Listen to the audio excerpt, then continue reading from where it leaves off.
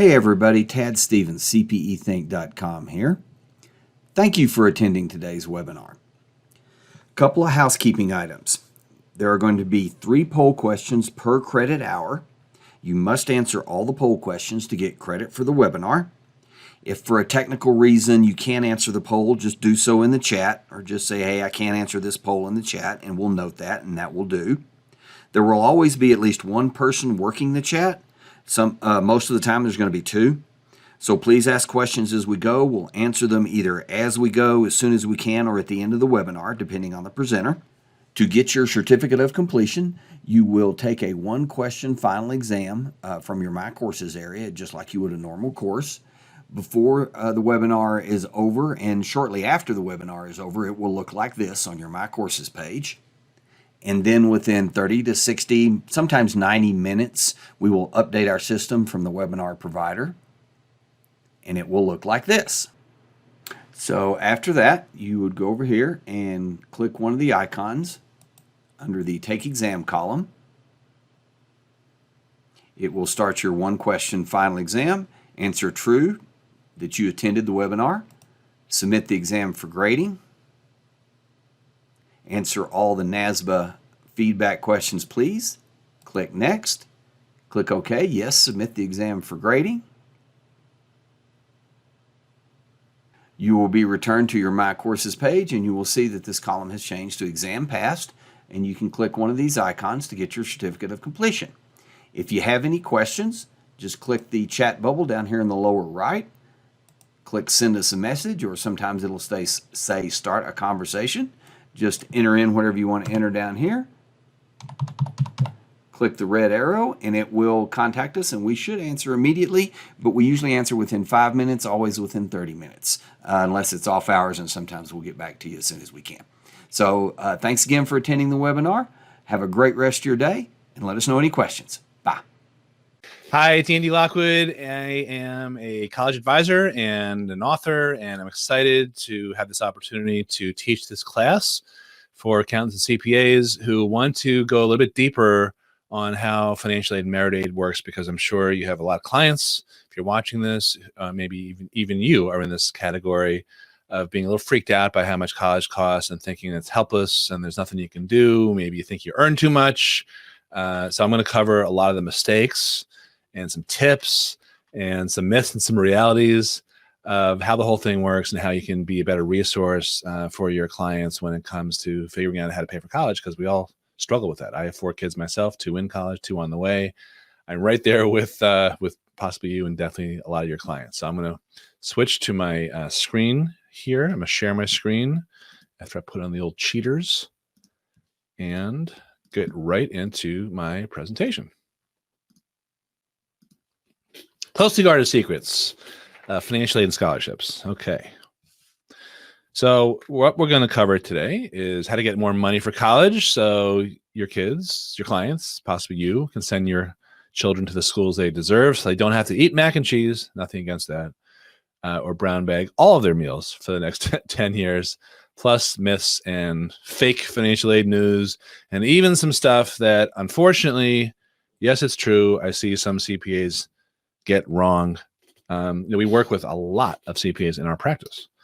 And because, if we do 300 tax return financial aid forms when we file them each year, then we have close to 300 different CPA firms that we work with side by side. So give me a bird's eye view to exactly what they know and what some of their misconceptions are. I'm also going to talk about how to negotiate, which was really, really big this year. I'm recording this in June of 2020. I just literally this morning, got a text from a client of mine who had gotten into a few Ivy League schools off the wait list, and the third one that she heard from was Penn. And unlike the other 2 offers she got, Penn gave 0. And we went through 1 appeal, then another appeal, and then a third one, asked them to explain how they calculated it. And the response was, we're unable to adjust the award, even though that's not what we were asking. And then finally, and I'm giving you the short story, after probably 2 solid weeks of back and forth and stress and texts and calls, finally they came in with close to $40,000 total of free money. And that was exciting and a huge game changer for not just my client, the daughter, but the family in terms of being able to afford to send her to her dream school. So I'm going to talk about how to negotiate and how to appeal. You'll learn exactly what we do to get those results. Okay, to give a little perspective and connect the dots here. The less anyone spends on college, the more you have for retirement and paying off the mortgage and maybe doing some stuff like buying a second home, taking vacations, assuming people feel like doing those anymore, going to restaurants, fun stuff. So that's why it's important to think about, well, what would I do if I paid less for college? Just a quick comment on what's not going to happen today. I can't dump out 20 plus years of experience in the next 45 minutes or so that I have with you. But I'm going to give you some actual test improvement tactics, but principles also, strategies that you'll be able to use to help either yourself or your clients or both. I can't wave a magic wand and give everyone a full ride at every college. Sometimes I think people want me to do that, but just felt like I needed to say that. If you're wondering who I am and why you should pay attention, so we've been in the news a lot, not just lately, but over relatively long period of time. We're literally a mom and pop shop. Me and my wife Pearl, she does all the financial aid forms. I'm more of a strategist, and I help kids, get in. And written a bunch of books. One of them was How to Pay Wholesale for College. It's now in the 5th edition. That's my most widely selling book. And I wrote a book on the essay. Last year, I wrote a book on how to get into your dream college without lying, bribing, or photoshopping. Thank you, Felicity. And this year, right in the throes of coronavirus, I finished and cranked out a book on how to negotiate. And particularly in the in the midst of a pandemic, which I actually, this may sound funny, but I actually think that was really a benefit for families sending the kids to school, because colleges are bargaining like crazy now, more than ever. So I'm actually very optimistic about the next couple of years as there's more financial pressure put on colleges. So the whole coronavirus thing is just a continuation or an exacerbation of a trend. Costs have gone way up more than any other indice that you can think of. And again, this was before we got hit with coronavirus. Same thing with student debt. It's more than 1.6 trillion. Average debt load increases every time. So do defaults. Debt is the number one reason cited for delaying buying homes, starting a business. Other trends that happened before coronavirus are continuing to be exacerbated. It's very hard to graduate in 4 years or at all. So many kids switch majors, which can cause delays. And the 5-year or the 6-year plan, if you don't think about this stuff ahead of time, like we coach our clients to, about 50% now, this is a little outdated, of kids who graduated college 2 years ago are, if they're working at all, are working jobs that don't require a college degree. And again, this is all before COVID-19 hit. So sometimes I think the best way to think about how this stuff works is to look at the myths and the misconceptions, to poke some holes in there. So the first one is that financial aid is only for low-income families, when in fact the opposite is true.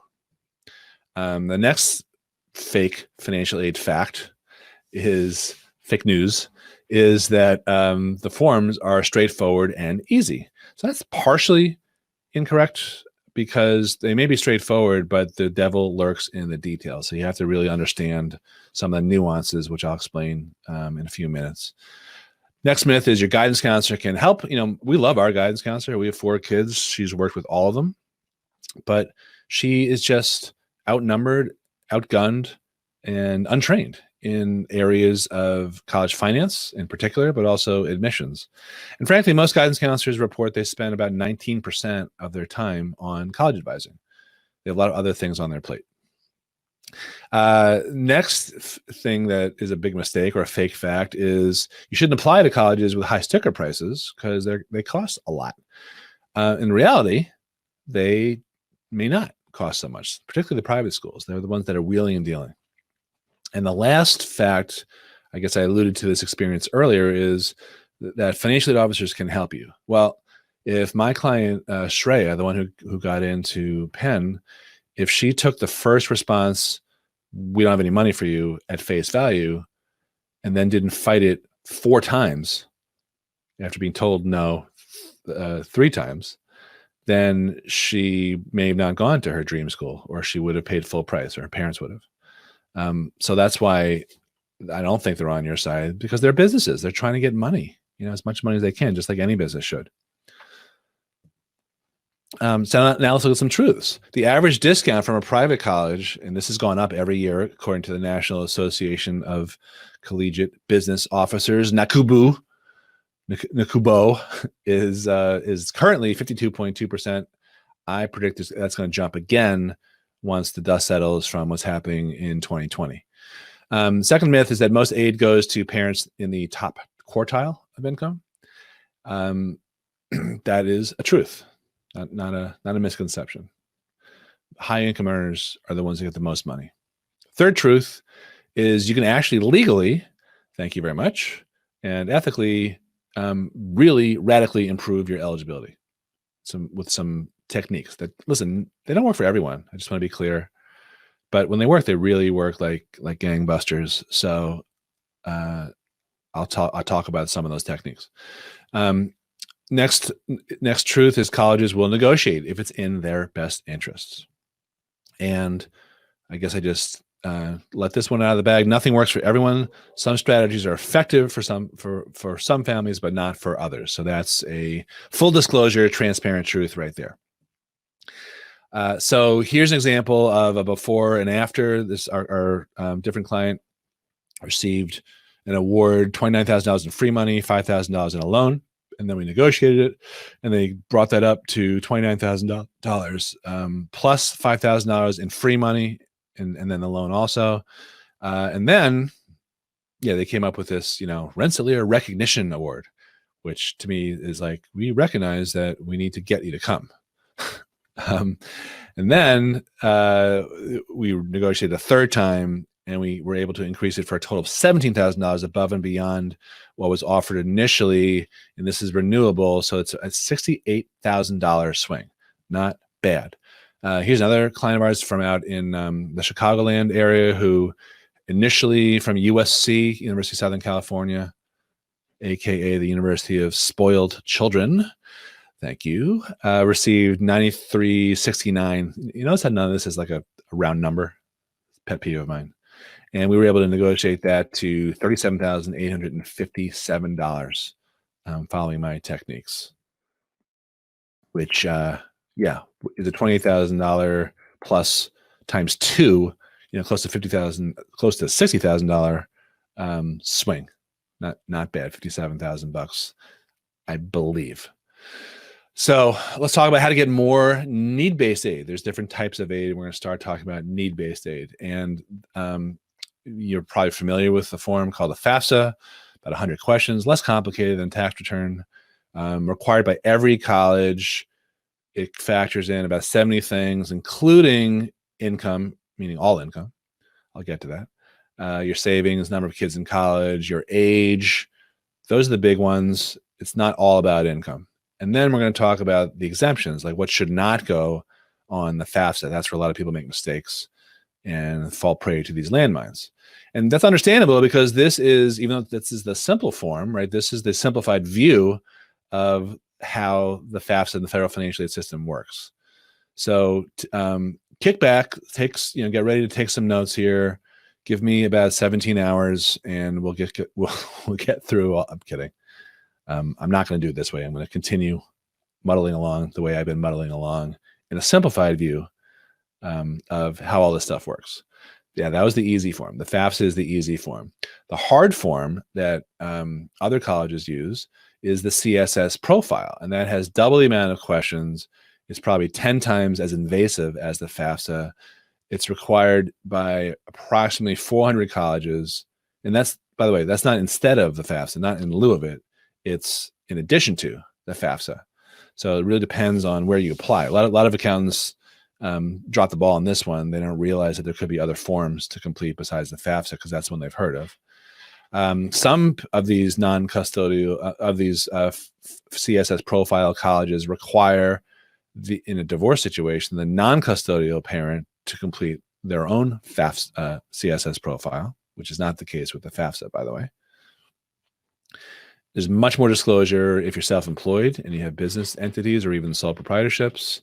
And the way they calculate your need that you demonstrate is a lot different than well, there's some key differences. Some are not so great, some are, compared to the schools that take only the FAFSA. So I'm going to try to break that down for you just so you have a fuller understanding. Again, because I find that most classes like this just touch on basics on the FAFSA, which is fine because every college in the country takes that. But if you have kids who are applying to, private colleges, it could be Ivy League schools, it could be Ivy Plus, which are a notch down or half a notch down, or private schools beneath that. It's mostly private schools that require the CSS profile, but not only private schools. Many public universities require the profile, such as Michigan, University of Michigan, University of Virginia, in North Carolina, Chapel Hill, I think are three that I can think of off the top of my head. So that's important to emphasize because you might not be giving the best advice to your clients if you're only talking about one form and the college requires more. So one of the questions we get a lot is, well, when you apply, like, what are they looking at? So there's a 2-year look back for income, but there is no look back for assets. So what I mean by that is if someone were graduating high school in 2021, the financial aid forms will look at income from 2 years prior, 2019. So the issue could be like, well, my income is pretty high in 2019, but then coronavirus hit sometime in 2020. So you're looking at outdated, inaccurate information. So I'll talk about that. But there's no look back for assets, and I'll get back to why that's important too. Here's another thing that I see people get wrong all the time. They'll say, hey, when is my FAFSA due? When are my financial aid forms due? That depends on the colleges. It's not like all taxes are due, April 15th, or your quarterlies are due, October, whatever. It's a school by school basis. So here's a pro tip.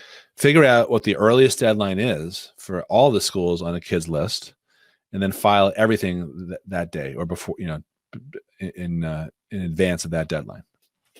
That's what we do in our practice. I mentioned this before. Schools may have their own forms besides the FAFSA and the profile, or they just may require both or one. And you have to reapply every year. If you want need-based aid, and you got it in year one, you have to reapply every year if you want money. So it's not, for the most part, if you get an award, that's only good for 1 year. Now, to round out that discussion, if you receive a merit scholarship, meaning for grades or whatever, that's usually renewable automatically, provided that you maintain a minimum GPA. So right now I'm talking about need-based aid. When you're filing, you have to do that every year because things change. We saw what happened with COVID-19, right? People also have windfalls. They have high income artificially. Maybe they sold their business, or maybe they won the lottery or something like that. Or they had a really bad year since then because they were self-employed, their business went in the toilet, or they got laid off or something like that. That's why you reapply every year. And even if you're not going to qualify for need-based aid, and I am going to go through those qualifications, many colleges require people to file financial aid forms even for non-need-based aid, for merit aid consideration. All right, so let's talk about how do you show financial need. So when you get an award, it consists of, these are all the possibilities, either free stuff, which are generally called grants and scholarships, or it could be loans, and those might be subsidized or unsubsidized, or it could be work study, which means you go to work and you get a deduction in tuition for the most part. It was different like 30 years ago when kids actually got a paycheck. I remember I made like $5 an hour or something in the campus kitchen and the pizza shop and the ice cream shop. Now, instead of getting a paycheck, I think most of the time kids will have that amount of work, which could be $2,000, whopping $2,000 deducted from their tuition. And it varies from college to college, which is why where you apply is so important compared to how you look on paper with income and savings and all that. Because the family could look great for financial aid, meaning really poor and low income, but if they apply to schools that aren't generous, then they're not going to get any money, or they'll get very little money. But if they apply to generous schools, which tend to be counterintuitively the private colleges that have a lot of money, a lot of endowment funding, then they'll do better. That's a rule of thumb that you should write down. Private schools are more generous.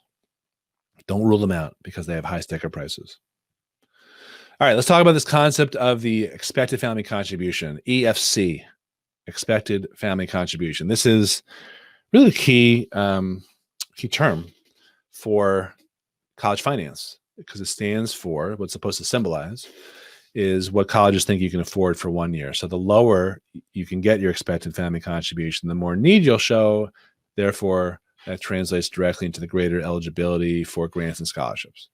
And it's different. It's calculated differently on the forms. There's the FAFSA, which is the institutional methodology. It's federal. I'm sorry. It's the federal methodology, FAFSA. And then the CSS profile, which is used mostly by schools that have their own endowments, follows something called the institutional methodology, which really isn't published the way the FAFSA federal methodology is. So you can look up the formulas and read through them, which I have, light reading, for the FAFSA, but you can't do that for the CSS profile. One of the biggest flaws for both forms is that they don't include cost of living or other expenses. So what that implies is that you can look the same on paper, if you live in a high tax area like New York or San Francisco or something. And if you have a financial doppelganger, someone in Sheboygan, Wisconsin, who looks, literally same income, same savings, they will have the same expected family contribution. It's kind of messed up. So let's look at the EFC in action. So here's a formula, COA minus EFC equals your need. That's the financial aid formula. COA stands for cost of attendance. EFC we covered, the expected family contribution, and what's left over is your financial need. So if you've heard the term need-based aid, that's what it comes from, this formula. So in this example, the cost of attendance all in for 1 year, which is tuition plus room and board, in case you had that question, I could sense that, is, just to use a round number, $70,000. And this client has a $50,000 expected family contribution. Therefore, they're showing $20,000 worth of financial need. So the question is, how much are they going to get?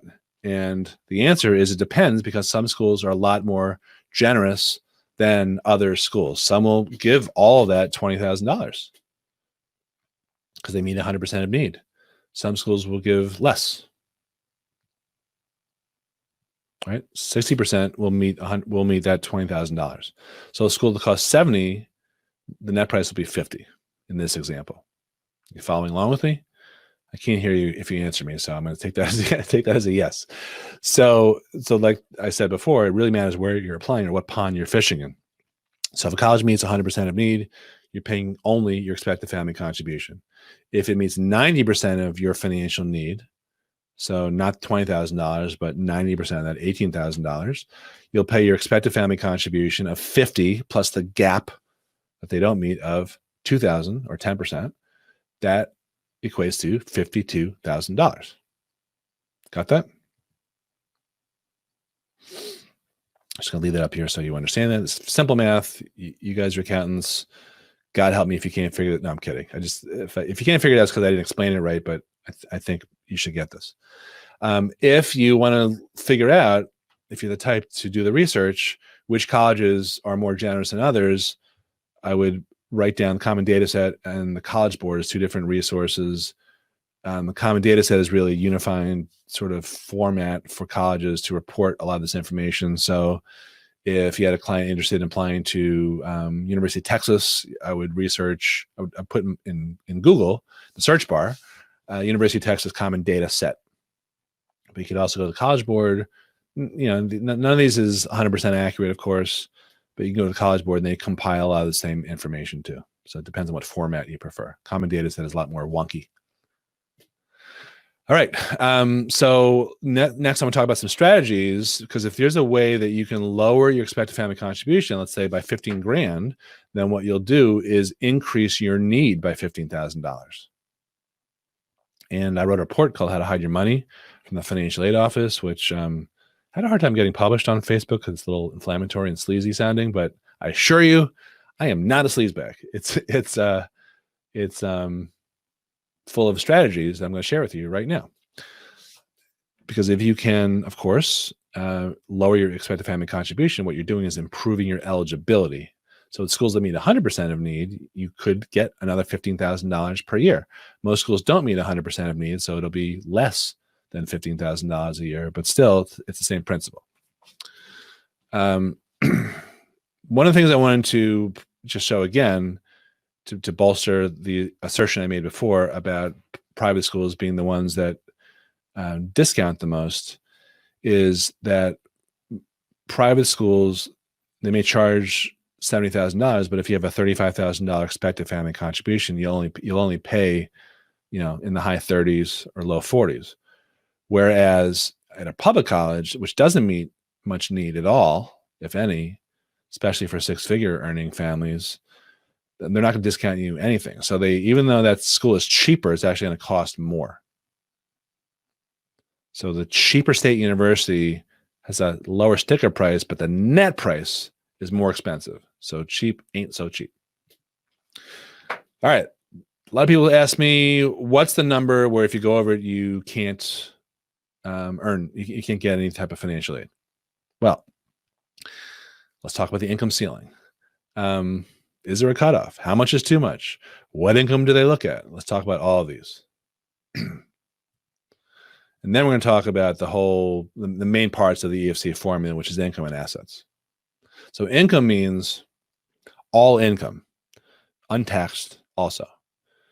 Income is penalized, you see here on the parent side, between 22 to 47%, which means that if you make, it's a sliding scale, if you make an additional $10,000, your expected family contribution could increase by up to $4,700.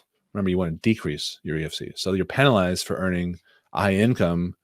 So families who make $200,000 could have a contribution from their income of roughly, let's call it $70,000. It could be $67,000. It really depends, because it is formulaic. You can calculate it, but and that may, just from income alone, that may knock them out of the box. But there's other factors involved, including number of kids in college. So if you have 2 kids in college, that expected family contribution, $70,000, gets split or portioned between the 2 kids. So all of a sudden, the family contribution halves. And this is a gross oversimplification, trust me. But I wanted to point that out. It's not all about income. Income may not knock you out of the box.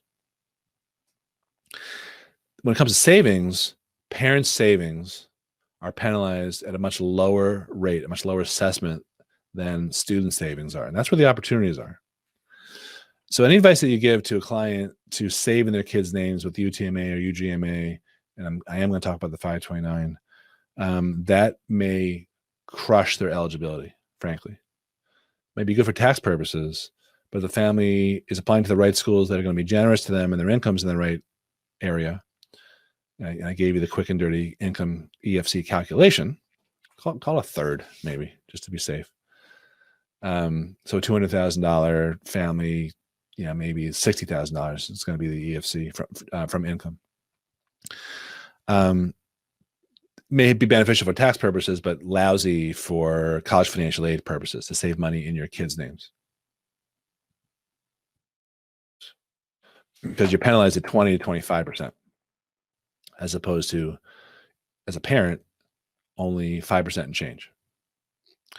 So just to review, quick and dirty expected family contribution calculation, I would take about a third of income plus any untaxed income plus retirement contributions. And again, this is the prior year, 2 years before high school graduation, 2 years before filing, because retirement contributions made in that year will get added back, divided by the number of children in college. So if everything up until then is like $80,000, but you have 2 kids in college, that becomes $40,000. Remember, that will basically split the EFC in 2. We have a client who makes $300,000 and he's got triplets going to school, and he got a lot of financial aid from private colleges, need-based aid. All right, so let's look at this example. I already alluded to this. So you've got just a gross income of 200,000. Take 33% of that. That's your and your 401k contributions. So we're talking about a $76,000 EFC. But when you divide that by 2, in this case, the EFC becomes $38,000. So from ineligible to eligible just by having 2 children in college. A lot of parents, just to game this out, a lot of times parents go through this process themselves and they don't get anything. They're like, wow, that was the biggest waste of time. Families like us don't get financial aid. The problem is when the second child in their family goes to college 2 years later, they're still shell shocked and they don't bother applying. But if this is their scenario or something like this, they're leaving a lot of money on the table. So that's why I wanted to give you this example a couple different ways so you remember that's not just about income. There's other factors too. So they'd be showing, instead of zero need, $32,000 worth of need. There ain't no income ceiling, just to sum it all up in professional language that we can all relate to. All right, now let's talk about savings or assets. Remember, excuse me, child assets are penalized much more severely than parent assets, about 400 times more. And that means the custodial accounts, UTMA, UGMA, those are all penalized at up to 25%. What about the 529? Well, the 529 is a sort of a hybrid.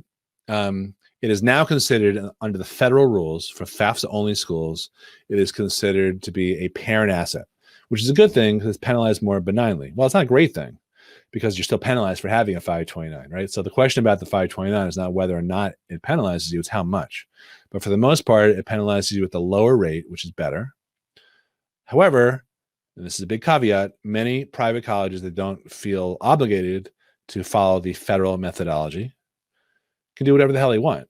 So frequently we see those schools give lower awards than we calculated, and it's almost always, the last theory standing is that they penalize the 529 for all kids, by the way. 529, not just for the son or the daughter going to college, but it's the 529 for all kids. It gets reported on both forms.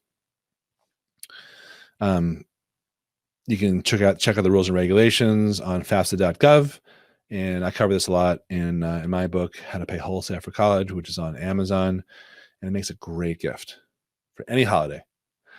All right. So what types of assets are included on the financial aid forms and what are not included? This is a big one here. So if for some strange reason in a parallel universe, you were to look at the written paper directions for the FAFSA, you'd see a lot of information about what's included, and what's not included in the paper directions. It's a little bit different on the electronic versions. So I thought I would go analog instead of digital here. So checking, savings, stocks, bonds, you name it, anything that's liquid. However, under the things that do not count against you on the FAFSA, there's 4 things. It's your primary residence, your retirement accounts, annuities, and life insurance. So one more time, there are 4 exemptions, 4 things that should not be disclosed.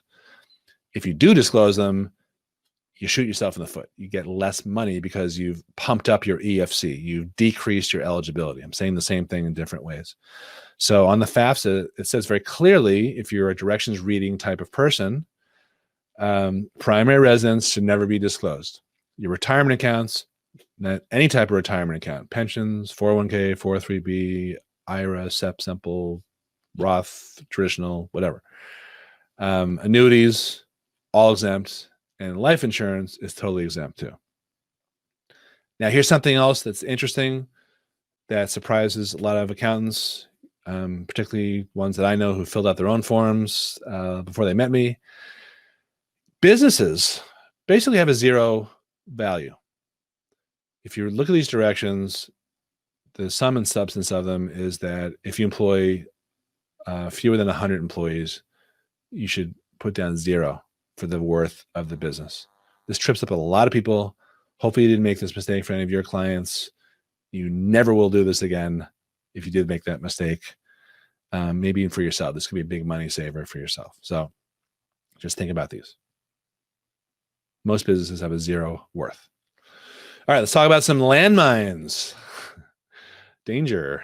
Right. So if you over disclose or overshare these things, if you put, a lot of people do this. They'll say they'll look at the question and ask for the value of their investments, and they'll automatically go, well, I got $300,000 in my 401k. Don't do that. So don't include, again, these four: retirement accounts, primary residence, annuities, and insurance. And this is for the FAFSA and small businesses. So this is a summary here. These are all exempt. These are all zero net worths. Okay.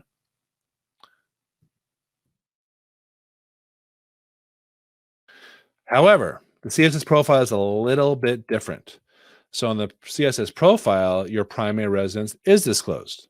On the CSS profile, retirement accounts are disclosed, but I put an asterisk there because they're not supposed to count against you. I kind of believe that overall, but I'm just skeptic of me. It kind of bugs me a little bit when I hear about that. Annuities, totally exempt in the FAFSA, but some annuities are exempt on the CSS profile, meaning qualified or retirement annuities, not non-retirement annuities. And then life insurance is exempt on both.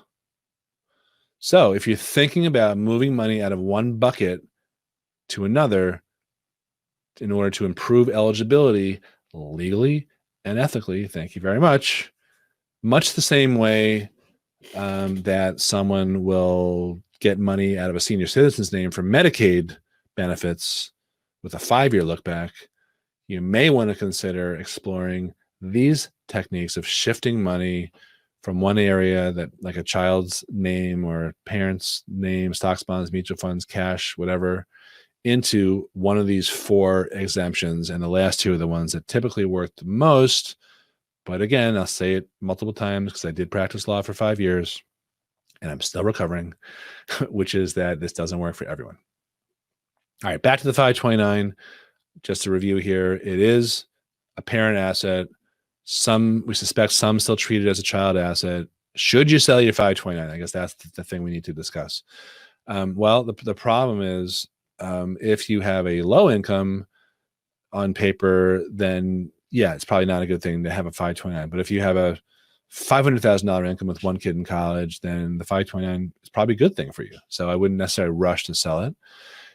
If your income's in the right place, but you're applying to mostly state schools where you're not going to get anything anyway, then I don't think you need to, in most of the time, to sell a 529. It's probably going to be helpful to you. But if you're applying to a different set of schools that might penalize the 529 more severely, like a lot of these private colleges, then yeah, maybe. And then you have to look at what are the negatives. For every positive, there's a negative. And there are penalties to look at. If you had some deductions that you took, and now all of a sudden you're not using the 529 funds for qualified higher education expenses, things like that. You have to look at that. That's beyond the scope of this presentation. I'm just pointing out that there are positives and negatives here. So just to look at it on paper, though, if you have $100,000 saved in the wrong place in your child's name, you're penalized at $25,000. If it's saved in your name, you're penalized in approximately $5,000 and change. But if it's in an exempt asset, that $100,000 penalizes you nothing. So just to sum it up here, I think we're giving out access to these slides. So if you miss anything, you'll get it. The negatives are, once again, taxes and penalties, where you're putting your money. If you deposit it into like an insurance policy, are there crazy fees? Are you locked up? Can you lose your money? I'm not a financial advisor. I know enough about the stuff that make me dangerous. I'm in a position to refer people a lot, but I don't give this type of advice or sell investments because I think it's a little bit of a conflict and I'd rather be independent. Pure as the driven snow. That's pushing it. And again, this does not work for everybody. It's probably the 18th time I've said that. I'm still twitching as a recovering attorney. Okay, now let's get into some mistakes. That is iced tea, not bourbon.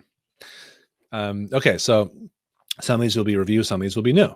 So if you mistakenly disclose the undisclosable, you will lose money, period. That's, I can't make it any more simple. So you have to be very careful about filling out these forms because of what should not go on the forms. Not what should go on them, what should not go on them. Very easy to mix up assets held by parents and stick them in the kids' names on the forms. Very easy to be blissfully unaware of when these things are due. I told you before, there isn't one universal deadline. It's kind of a mishmash. That's one of the reasons why. A lot of people think, oh, I filed the FAFSA, I'm fine. But then they find out after their deadlines that they needed to file something else, like the CSS profile. We see this all the time, all kinds of administrative mistakes.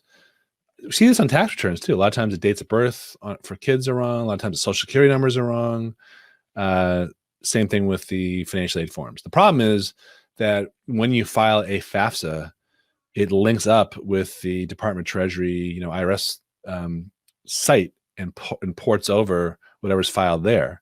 So if you got the financial aid forms correct, but the tax returns, the 1040, incorrect, that's a big problem. It'll cause all kinds of delays while you sort through it, and it's very stressful.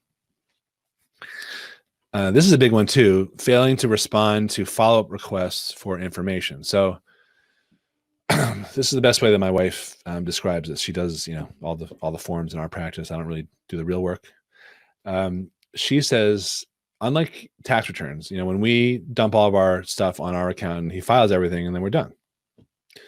Financial aid forms are a little bit different because frequently after you file, that's when it starts.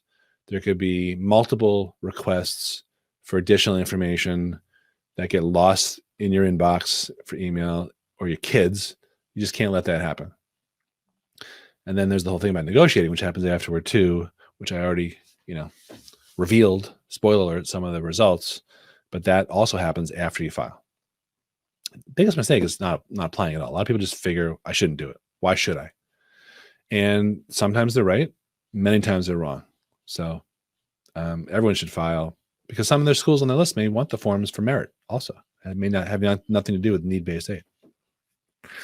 So should Thurston Howell and what was his wife's name? It wasn't Muffy. Kill me. I can't remember. Should high income families apply? Well, I told you before, if you have more than one child in college and high income, you have a better shot of getting money. I told you about my client with $300,000 plus in income. Some colleges require the forms for merit aid. Here's something that we haven't discussed.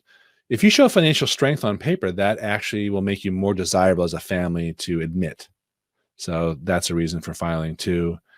And this is outside the scope of this presentation because we're on limited time, but it is not a stretch at all. It's actually pretty causal in terms of families that get merit aid tend to be high income families. A college would rather give a $15,000 to $20,000 merit award to a high income family than a zero income or low income family. So if you show your income, you'll show that financial strength, which will help get in, and indirectly, but not so indirectly, help get money. And yeah, you might think you're high income, but you're really not. People, say I have a high income, and I'll say, well, how much do you earn? And they'll say, well, we made $90,000 last year. And I'm like, okay, and I'm not trying to be judgy or anything like that, but that's, I live in New York. That's a good monthly income for a lot of people, right? But in the in the Midwest and normal parts of the country, that is a high income. But for the financial aid formulas, that's not too high. All right, now let's get into a little bit of negotiation action. How to negotiate your crappy financial aid merit aid award. Getting back to my book here, which was for a brief shiny moment was the #1 new release. So the first thing to on Amazon, right? Gift idea. Did I make that joke before? Yes. Okay. So the first thing to know is that when you get an award, that is an offer. It's not written in stone. My client Shreya, who got into Penn, she thought, "Wow, I'm not getting anything," and I was like, "No, let's try to improve this." So that's just an offer. They don't always give their highest and best offers because they are businesses. If you have new information to share, which I'll talk about, that is very important. because expenses don't go on the financial aid forms, if you have unusually high expenses, that should go on the forms. And I'm talking about medical, legal, not just regular property taxes or things like that. If you, had a medical crisis and you had a lot of money unreimbursed medical expenses, that definitely bears on your ability to pay for college. They wouldn't know about that otherwise. So that's a good example of new information that they don't know about. If you had a big drop in income, like because of COVID-19, since the time you filed, if the income is very stale and misleading from 2 years ago, remember it's a 2-year look back, prior.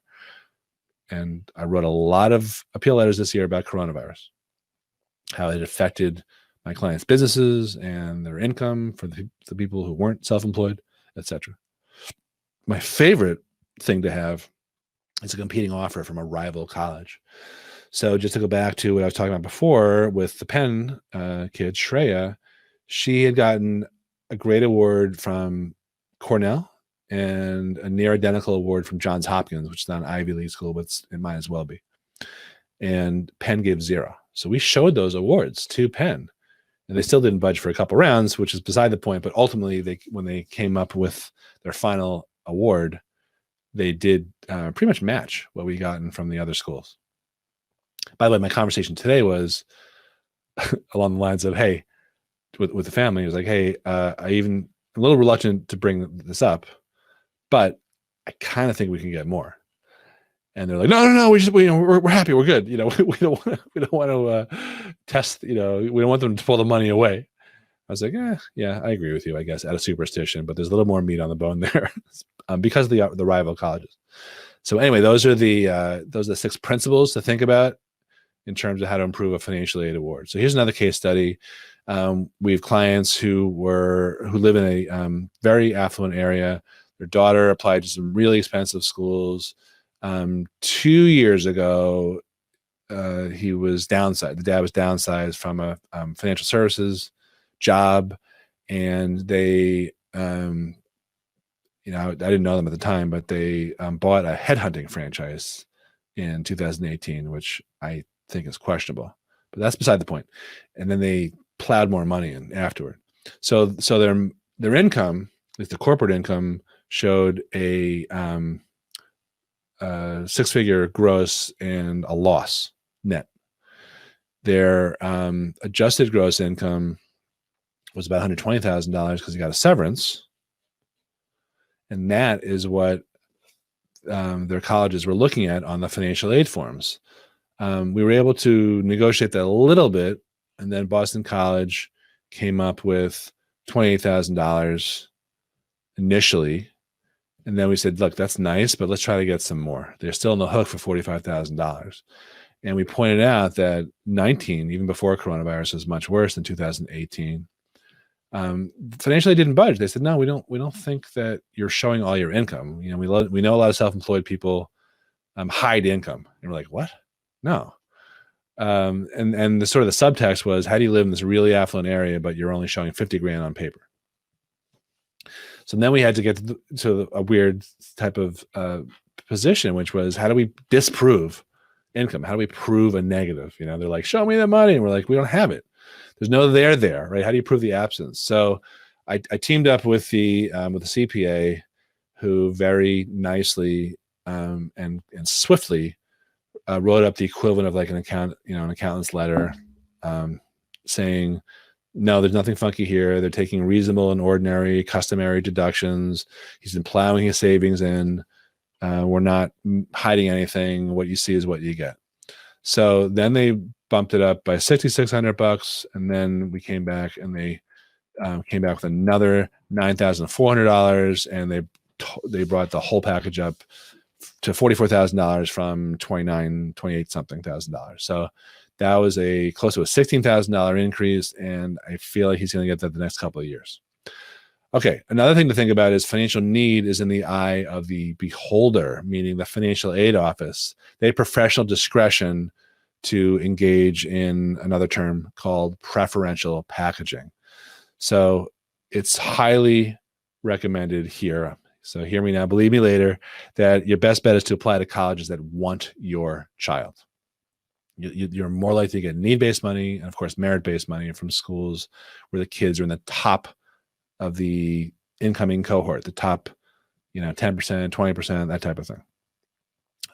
You're less likely if you have to beg, borrow, scratch and claw your way in, which is why it's unusual to get a lot of money after you've gotten off the wait list. But different times. I think a lot of what I knew in the last 20 years has been tossed out the window. So anything goes. You should always try to get more money. But in general, if you want to, the best defense is a good offense, is to have offers from schools that want your child and a few of them so you can play them off against each other. Okay. And then there's tax strategies, which I always talk about sort of generally, but when I'm talking to accountants, I of course would feel way out of my league. But for high business owners, the principles here are that to help high income business owners, the strategies are really the opposite, because high income business owners will not qualify for need-based aid. For need-based aid, you want to move money out of the kids' names. But for tax planning purposes, and this is stuff you probably have heard about or maybe even talked to your business owner clients about, but a lot of accountants I find surprisingly have not done this. It makes more sense to move money, meaning mostly income, out of parents' names and into the lower marginal rate, for their kids. Of course, it's got to be done legitimately. You know that better than I do. There's something called Section 127 plan, which allows you to put employees through college and deduct, $5,200 and change of college expenses if you pay for your employees to go to college. And this is just sort of high level stuff here because I'm not an accountant, but there's ways to discriminate legally in terms of who you offer this to and who you don't. So you don't have to put everyone through college at the company. Yeah, and you would need to put the kids on payroll for this.